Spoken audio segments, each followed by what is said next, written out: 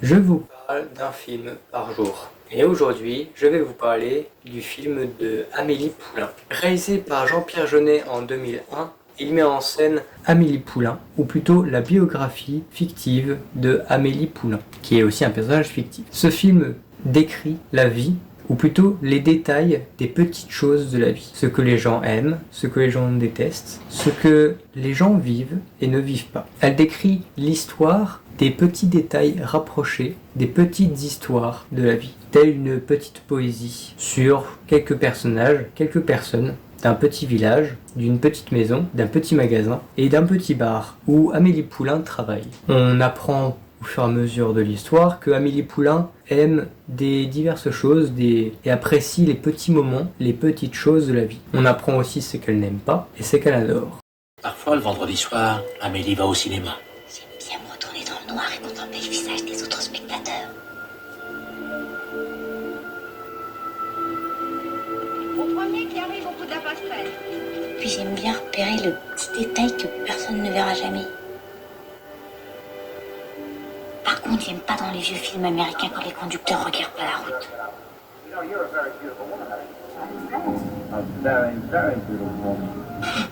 Amélie n'a pas d'homme dans sa vie. Elle a bien essayé une fois ou deux, mais le résultat n'a pas été à la hauteur de ses espérances. En revanche, elle cultive un goût particulier pour les tout petits plaisirs. Plonger la main au plus profond d'un sac de grains, briser la croûte des crèmes brûlées avec la pointe de la petite cuillère, et faire des ricochets sur le canal Saint-Martin.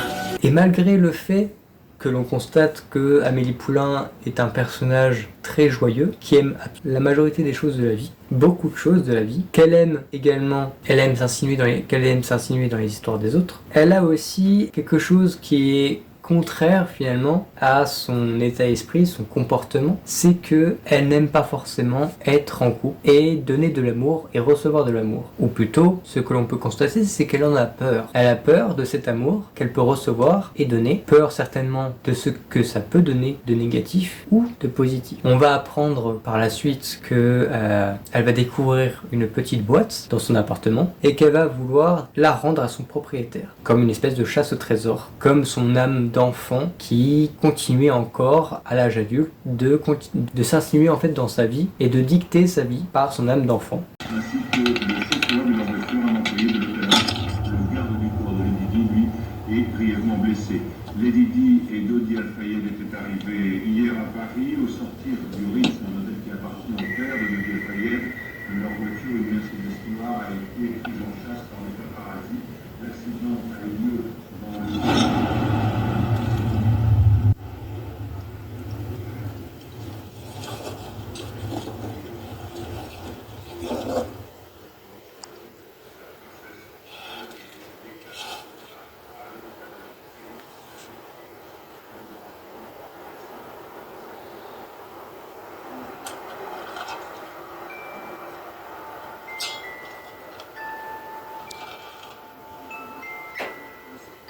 Seul le premier homme à avoir pénétré à l'intérieur du tombeau de Toutankhamon pourrait comprendre l'émotion d'Amélie, tandis qu'elle découvre cette cachette au trésor qu'un petit garçon a pris soin d'enfouir il y a une quarantaine d'années.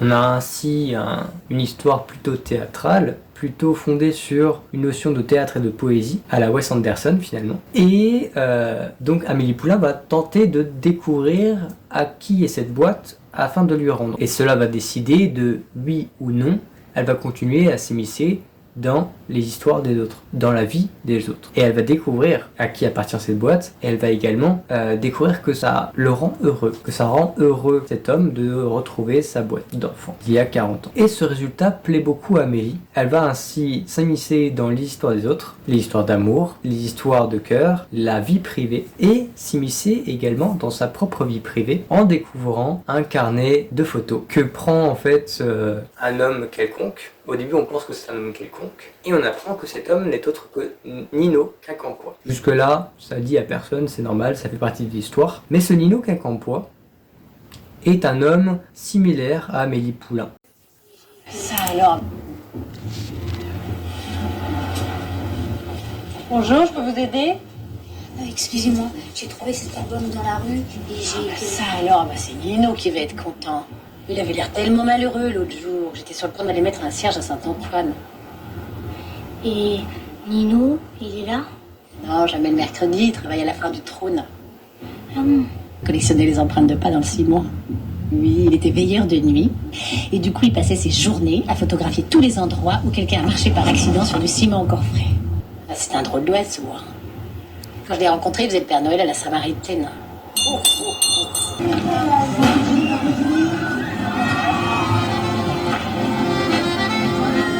Il aime les petites choses de la vie, les petits moments et les petits moments présents. Là où il travaille, il va photographier des pieds, des empreintes. Puis après, il va aussi photographier des personnes ou récupérer des photos de machines à photos d'identité et en faire un carnet de photos de personnes inconnues auquel il va récupérer grâce à Amélie Poulain. Amélie Poulain va tomber amoureuse de cet homme et lui va tomber amoureux d'elle. Seulement, voilà, on remarque très bien que ça fait peur à Amélie de tomber amoureux. L'amour lui fait peur.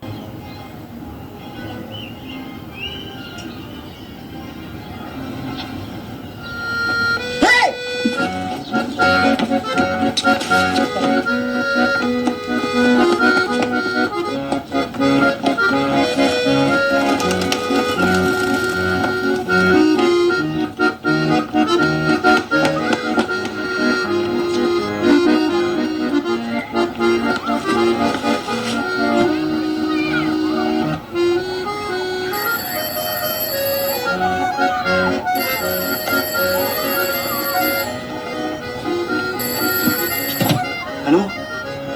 Je sais qu'il a connu des photomatons, monsieur Quincampoix. C'est un fantôme. Nul ne peut le voir, monsieur Quincampoix. Il n'apparaît que sur la surface sensible de la pellicule photographique. Quand les jeunes filles se font faire le portrait, il se penche à leur oreille et fait ouh en leur caressant tout doucement la nuque. C'est là qu'il se fait prendre, monsieur Quincampoix. Et comme certainement beaucoup de gens vont se reconnaître à travers cela, et non pas des conséquences positives ou négatives, mais du futur, de peur de ce qui peut y arriver. Et c'est pour cela d'ailleurs que Amélie Poulain va donner plusieurs épreuves à notre pauvre Nino, afin de la rencontrer et de récupérer son carnet. La fin, je vous laisse regarder le film pour savoir où ça va, mais je dirais que ce film m'a beaucoup plu. À ce film, j'ai mis 4,5 sur 5. Car c'est un film poétique, c'est un film théâtral et c'est un film français. Et ce film m'a beaucoup parlé, m'a beaucoup fait écho en fait, d'une part à la vie de tous les jours. Il y a très peu de films qui parlent de la vie de tous les jours. On pourrait croire que ce sont des films chiants, mais en réalité je pense que c'est plus dur de faire des films sur la vie de tous les jours que faire des films fictifs sans aucune inspiration de la vie en fait du présent, de la société dans laquelle on vit, sans divagation, sans extravagance, car ce film est sans extravagance, ce film est sans magie, avec plein d'effets spéciaux, voilà. C'est un film qui, pour moi, il n'y a pas beaucoup de films français autres que humoristiques qui peuvent être très bons, au-delà de réalisateurs comme Nolan qui vont aller en Amérique par exemple pour faire des films à haut budget. Là, Amélie Poulain est un film avec peu de budget, pas beaucoup de budget, et qui, pour autant, est, je trouve, quand même bien foutu. Autant dans les musiques utilisées, qui renvoient à cet aspect de poésie, avec de la musique classique, avec des musiques qui rappellent à la fois le décor, un décor parisien, un décor urbain, et en même temps, un décor plus restreint, avec des petites ruelles, avec des petits magasins, des petits supermarchés, des petites enseignes, tout est petit et en même temps tout est très grand. On a cet aspect de Amélie qui habite dans un quartier très petit avec des voisins où tout le monde se connaît et où elle part à la découverte du reste de la ville pour Nino, Quincampoix. Et là on a cet aspect de grandeur où la découverte ou le besoin de chasse au trésor, chasse à l'homme finalement aussi, chasse à l'amour, va donner de la grandeur. Donc on a un peu cette métaphore avec Amélie Poulain qui a une idée fermée de la vie où tout est petit et où elle va élargir sa pensée, élargir sa vie et ça s'agir finalement aussi à travers cette aventure. Donc oui, c'est pour moi un film qui a été plutôt réussi, qui rappelle beaucoup aussi Wes Anderson avec cet aspect de théâtre, et donc c'est parmi pour moi les films de poésie et films de théâtre qui a été très bien réalisé, et donc je le recommande comme un peu tous les films que j'ai fait jusque maintenant. et je vous retrouve pour un prochain film.